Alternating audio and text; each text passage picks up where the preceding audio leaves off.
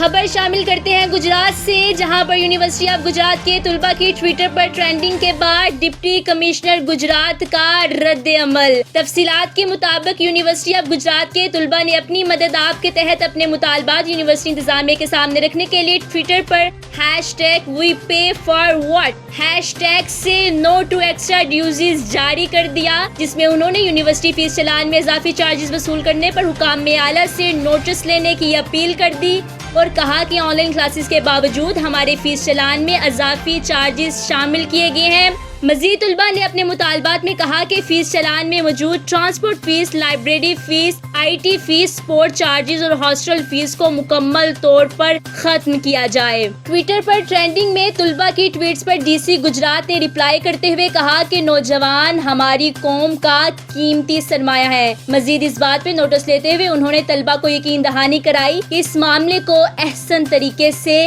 حل کیا جائے گا۔